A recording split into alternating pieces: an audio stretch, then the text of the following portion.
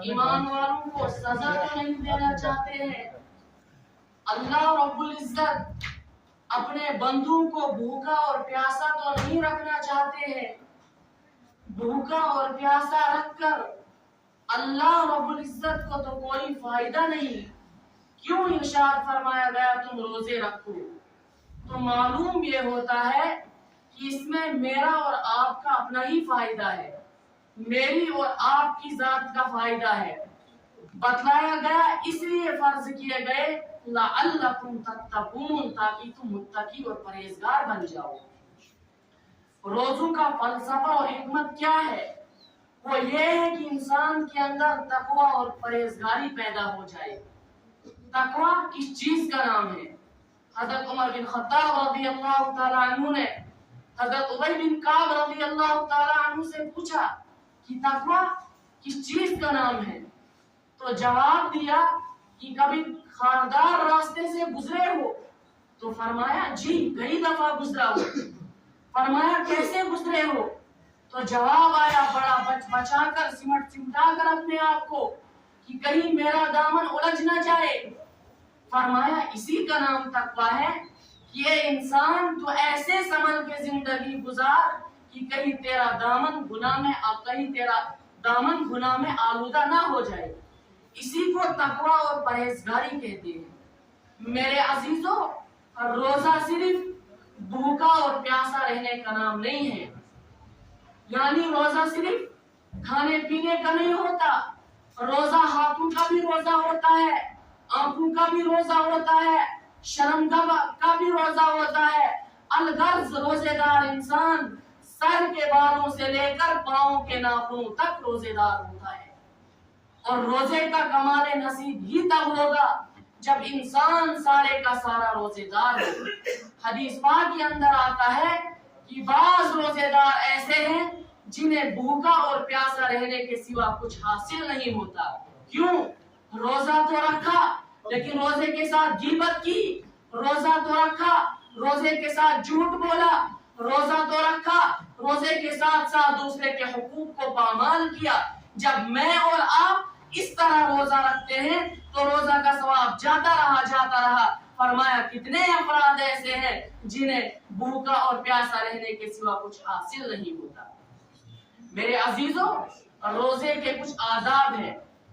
ایک ہے ہم جیسے عوام الناس کا روزہ، وہ یہ ہے کہ انسان کھانے پینے سے پرہیز کرے، اور ایک ہے خواص کا روزہ، وہ یہ ہے کہ جس طرح انسان کھانے پینے سے پرہیز کرے اسی طرح بقیہ تمام گناہوں سے پرہیز کرے۔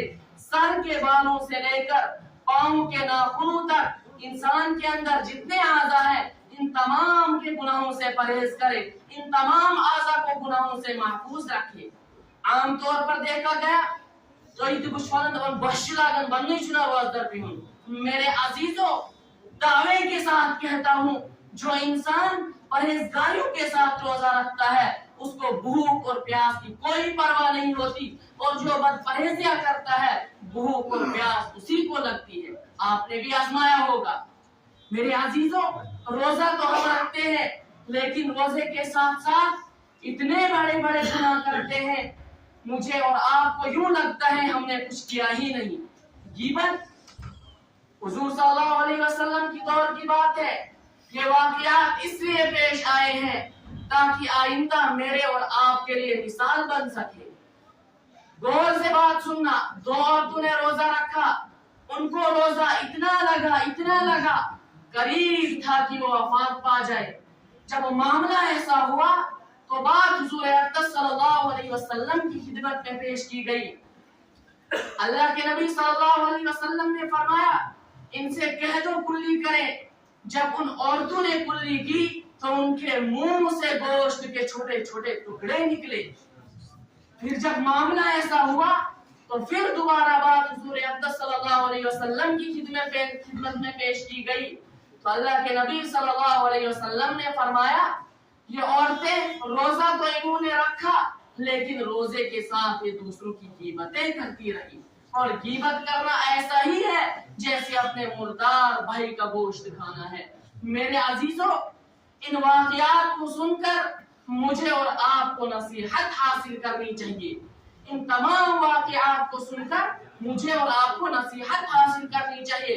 फुक़हा ने लिखा है कि अगर रोजेदार आदमी से कोई दूसरा आदमी झगड़ा या ज्यादती करे तो रोजेदार आदमी आगे से सिर्फ इतना कह दे, इन्नी स्वाइमुन, मैं रोजेदार हूँ। मेरे अजीजों, जब इंसान इस तरह रोजा रखेगा तो ये ईमान के लिए ढाल बन जाएगा। ये रोजा अल्लाह रब्बुल इज्जत के सामने सरखुरुई का जरिया बन जाएगा। रोजे इसीलिए फर्ज किए गए ताकि मेरे और आपके अंदर तकवा और परहेजगारी आ जाए। देखिए, माँ बाज़ दफा अपने बच्चे को कोई चीज खाने नहीं देती, हालांकि माँ को बच्चे के साथ कोई दुश्मनी नहीं होती। माँ बच्चे को रुलाना पसंद नहीं करती, माँ बच्चे को तड़पाना पसंद नहीं करती। बच्चे का जी चाहा मैं बर्फ का गोला को खाऊं, लेकिन माँ उसको खाने नहीं देती। क्यों? इसमें बच्चे का अपना ही फायदा होता है। इसी तरह रमजान मुबारक के रोजे फर्ज करके अल्लाह रब्बुल इज्जत का इसमें अपना कोई फायदा नहीं, बस सिर्फ मेरा और आपका फायदा है, मेरी और आपकी जात का फायदा है। रूहानी तौर पर से भी फायदा है और जिस्मानी तौर से भी फायदा है। डॉक्टरों ने तहकीक की है कि जब इंसान एक महीने के रोजा रखता है तो इस इंसान के जिस्म से कई बीमारियां खुद ब खुद दूर हो जाती हैं। ये जिस्मानी तौर पर फायदा और रूहानी तौर पर फायदा मिसालें मेरे और आपके सामने मौजूद है। बाज़ हज़रात ऐसे हैं जिनके घर के गुस्ल खाने गरीब आदमी के घर से भी ज्यादा महंगे होते हैं। अगर रमजान मुबारक के रोजे फर्ज न होते, हो सकता उन्हें ये पता न चलता कि ये जो गरीब आदमी अपने बीवी बच्चों के साथ पूरे साल भूखा प्यासा रहता है, उसके साथ क्या गुजरती होगी। अल्लाह रब्बुल इज्जत ने रोजे फर्ज करके मेरे और आपके ऊपर एहसान किया ताकि उस आदमी को पता चले, जब वो पूरे दिन कुछ ना खाए कुछ ना पिए, उसके दिल में एहसास होगा कि ये जो गरीब आदमी अपने बीवी बच्चों के साथ भूखा प्यासा रहता है होता, इसका क्या हाल होता होगा। मेरे अजीजों, इसीलिए रोजे फर्ज किए गए ताकि मुझे और आपको रिस्क की कदर मालूम हो, मेरे और आपके अंदर तकवा और परहेजगारी पैदा हो जाए।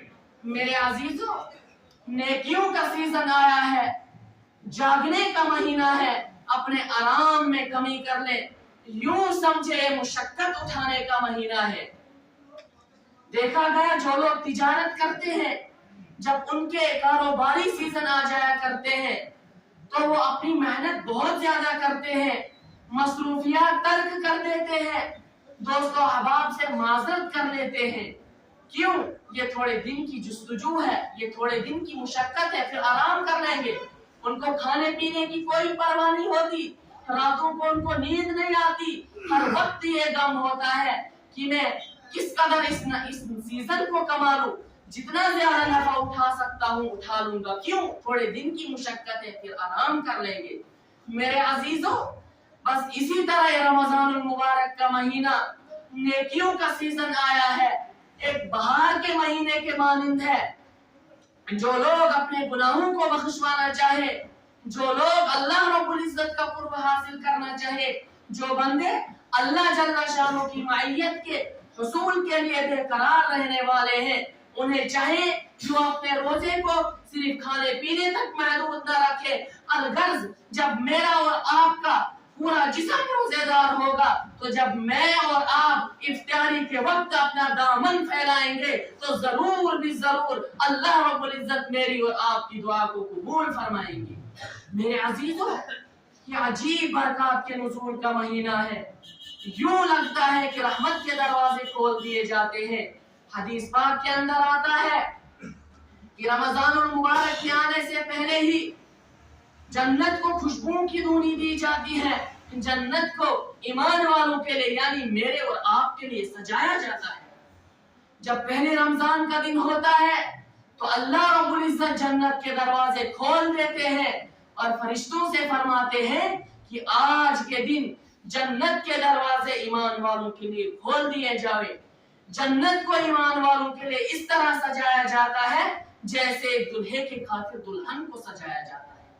میرے عزیزوں اتنا بابرکت مہینہ، اللہ کے نبی صلی اللہ علیہ وسلم دعائیں کیا کرتے تھے کہ اللہ رجب اور شعبان میں برکت عطا فرما اور رمضان المبارک تک پہنچا۔ میرے عزیزوں، جس مہینے تک پہنچنے کے لیے اللہ کے پیارے حبیب صلی اللہ علیہ وسلم دعائیں کیا کرتے تھے، وہ کتنا بابرکت مہینہ ہوگا، اللہ اکبر۔ میرے عزیزوں، یہ رمضان المبارک جب میں اور آپ خلوص کے ساتھ روزہ رکھیں گے تو میرا روزہ ایمان کے لیے ڈھال بن جائے گا۔ یہ بہار کا مہینہ ہے، یہ نیکیوں کا سیزن ہے، ایمان والے کے اجر کو بڑھا دیا جاتا ہے۔ ایک نفل کام کرے گا تو ایک فرض کے برابر ثواب ملے گا، ایک فرض ادا کرے گا تو 70 فرضوں کے برابر ثواب ملے گا۔ میرے عزیزوں، یہ گولڈن چانس، یہ مہینہ ایک بہار کا مہینہ ہے۔ جس طرح بہار کے مہینے میں ہر طرف خوشبو ہوا کرتی ہے، ہر طرف پھول کھلے ہوتے ہیں، باغ میں جائے تو فضا مہکی مہکی لگتی ہے۔ کیوں؟ ہر بندہ کہے گا جی بہار کا مہینہ ہے، ہر طرف سبزہ دکھائی دے گا، فضا خوشبو سے بھری ہوئی اور لدی ہوئی ہوگی۔ بس اسی طرح یہ رمضان المبارک کا مہینہ رحمت کا مہینہ ہے۔ اس کی صبح میں رحمت، اس کی شام میں رحمت، اس کے تہجد کے اوقات میں رحمت۔ جو لوگ اپنے گناہوں کا بخشوانا چاہے، اللہ رب العزت کو اپنا بنانا چاہے تو وہ اس مہینے کی قدر کرے۔ شاید گولڈن چانس یا سنہری موقع کا لفظ اسی مقصد کے لیے لایا گیا ہو کیونکہ یہ اس موقع پر بالکل فٹ آ جاتا ہے۔ اسلاف کی چند مثالیں عرض کی جاتی ہیں کہ ہمارے اسلاف اس مہینے کی برکات سے کیسے فیضیاب ہوتے تھے، تاکہ مجھے اور آپ کو بھی پتا چلے کہ میرے اور آپ کے اسلاف اس مہینے کو کیسے گزارتے تھے۔ امام اعظم ابو حنیفہ رحمہ اللہ کے حالات زندگی میں لکھا ہے کہ حضرت امام اعظم ابو حنیفہ رحمہ اللہ رمضان المبارک کے اندر 63 مرتبہ قرآن کریم کی تلاوت فرماتے تھے۔ ایک قرآن کریم دن کے اندر، ایک رات کے اندر 3 دفعہ تراویح کے اندر کل ملا کے 63 مرتبہ قرآن کریم کی تلاوت کرتے تھے۔ میرے عزیزوں، میں اور آپ ایک پارہ سننے کے لیے تیار نہیں ہوتے ہیں۔ میں اور آپ تراویح پڑھنے کے لیے آ جاتے ہیں، لیکن امام صاحب الحمدللہ شریف ختم، امام صاحب جب رکوع کے قریب ہوتا ہے تو میں اور آپ اس وقت کھڑے ہو جاتے ہیں۔ کتنا میرا اور آپ کا ایمان کمزور ہے۔ اگر کہیں دنیاوی محفل لگ جاتی ہے، ڈھول دھماکہ بجایا جاتا ہے، گانے گائے جاتے ہیں، کرکٹ کا میچ ہوتا ہے، دنگل ہوتا ہے، وہاں پر میں اور آپ اپنے جان کی پرواہ نہیں ہوتی ہے، مجھے اور آپ کو کھانے پینے کی پرواہ نہیں ہوتی۔ اگر پتھروں کی بھی بارش لگ جاتی ہے، مجھے اور آپ کو ٹس سے مس نہیں ہوتی ہے۔ حالانکہ وہ محفلیں، وہ مجلسیں میرے اور آپ کے ایمان کے ضائع ہونے کا خطرہ ہوتی ہے۔ وہ مجلسیں، وہ محفلیں میرے اور آپ کے ایمان کو ختم کر دیتی ہے۔ وہاں پر نظروں کی حفاظت نہیں ہوتی ہے، ہر طرف ناچ گانا ہوتا ہے، لیکن مجھے اور آپ کو کوئی ٹس سے مس نہیں ہوتی۔ حالانکہ شام کے کو یہ 1 گھنٹہ، یہ 1 ½ گھنٹہ ہو سکتا میرے لیے اور آپ کے لیے نجات کا ذریعہ بن جائے۔ خاص طور پر نوجوان، میں نے عرض کیا نا، دنیاوی محفل لگ جاتی ہے، اگر وہاں پر پتھروں کی بارش ہوتی ہے، ہمیں نہ بیوی کی پرواہ، نہ بچوں کی پرواہ، نہ اولاد کی پرواہ، کسی کی پرواہ نہیں، نہ والدین کی پرواہ۔ وہاں پر میں اور آپ ایک مجنون کی طرح کھڑے ہو جاتے ہیں، لیکن اگر دینی مجلس کی باری آئی، وہاں پر میں اور آپ پیچھے ہو جاتے ہیں۔ دنیاوی مجلس لگ جاتی ہے، وہاں پر بھیڑ لاکھوں کی تعداد میں، ہزاروں کی تعداد میں، لیکن افسوس صد افسوس، اگر دینی مجلس کی باری آ جاتی ہے، وہاں وہی گاؤں کے 5-6 گنے چنے افراد ہوتے ہیں۔ میرے عزیزوں، حالانکہ یہ مجلسیں میرے اور آپ کے ایمان کو تازہ کرتی ہے، یہ دینی مجلسیں شام کے اندر قرآن کریم میں اور آپ جب پورے خلوص کے ساتھ آئیں گے تو میرے اور آپ کے لیے تراویح یہ 1 گھنٹہ 1 گھنٹہ نجات کا ذریعہ بن جائے گا۔ اسی طرح حضرت رائے پورے رحمہ اللہ کے معمولات میں لکھا ہے کہ جب 29 شعبان کا دن ہوتا تھا تو حضرت رائے پورے رحمہ اللہ اپنی مسجد میں تمام محترم خادمین اور متوسلین کو بلاتے اور فرماتے کہ اگر زندگی رہی تو رمضان المبارک کے بعد ملاقات ہوگی، اور ایک خادم کو بلاتے، اس کے پاس ایک گولی دیتے کہ رمضان المبارک کے اندر جتنے بھی خطوط آئیں گے ان کو اس بوری میں جمع کر دینا، اگر زندگی رہی تو رمضان المبارک کے بعد کھولا جائے گا۔ یہ مہینہ میں نے اپنے آپ کے لیے مخصوص کر لیا ہے۔ 29 شعبان کو اگر ان کی مسجد میں کوئی بستر لے کر جاتا تھا تو اس کو 29 شعبان کو وہاں پر بستر لگانے کی جگہ نہیں ہوتی ہے۔ میں اور آپ 20 رمضان کو بھی مسجد میں جانے کے لیے تیار نہیں ہوتے ہیں۔ میرے عزیزوں، یوں سمجھ لیجئے کہ میرا اور آپ کا یہ آخری رمضان المبارک ہے۔ اپنے دائیں اور بائیں دیکھ لیجئے، پچھلے رمضان کے اندر میرے اور آپ کے دائیں اور بائیں کتنے حضرات ہیں، کہاں ہیں وہ اس مہینے؟ پچھلے رمضان کے اندر جمعہ کے دن اسی ٹائم میرے اور آپ کے دائیں بائیں آگے پیچھے بہت سارے حضرات تھے، لیکن کہاں ہیں وہ اس دن؟ اللہ رب العزت کو جا ملے۔ ان کی اموات سے مجھے اور آپ کو نصیحت حاصل کرنی چاہیے کہ ایک نہ ایک دن اس عمر کو ختم کر دینا ہے۔ میرے عزیزوں، 11 مہینے ہم نے سستی میں گزارے، اپنی کاہلی میں گزارے، تو ایک مہینہ بھی نہیں، بس چند دن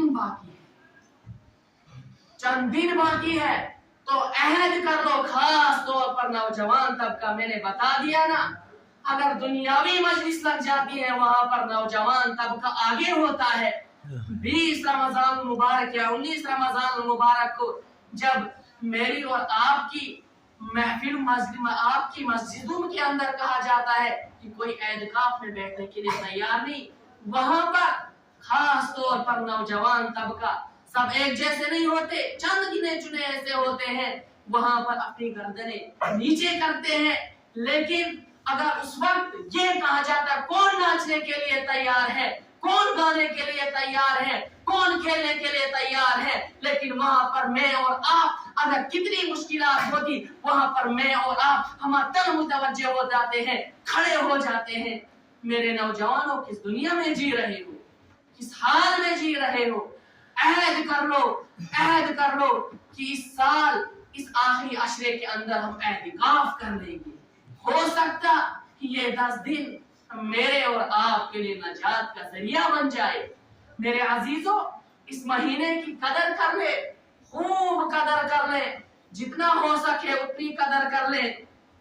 میرے عزیزوں، حدیث پاک کے اندر آتا ہے کہ حضرت جبریل علیہ السلام نے حضور صلی اللہ علیہ وسلم کے پاس آئے اور بددعا کی کہ اللہ کے نبی صلی اللہ علیہ وسلم، ہلاک ہو جائے وہ شخص جس نے رمضان المبارک کا مہینہ پایا اور اپنی مغفرت نہ کروائی۔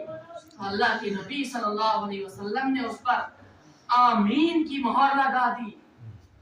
توجہ سے بات سنیے، غور کرنے کی بات ہے۔ اول تو ایک مقرب فرشتے کی بددعا ہی کافی تھی، لیکن اللہ کے نبی صلی اللہ علیہ وسلم نے اس پر آمین کی مہر لگا کر اس کی تاکید میں اضافہ کر دیا۔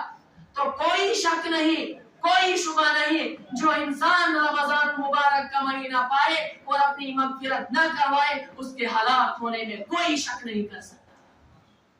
میرے عزیزوں، کل قیامت کے دن جب ہمارے اسلاف بڑی بڑی عبادتیں پیش کریں گے، کوئی 40 سال عشاء کی وضو سے فجر کی نمازیں پیش کرے گا، بڑی بڑی عبادتیں پیش کریں گے، کوئی اپنی زندگی کی اتنی زیادہ عبادتیں پیش کرے گا، اس وقت مجھے اور آپ کو ندامت ہوگی۔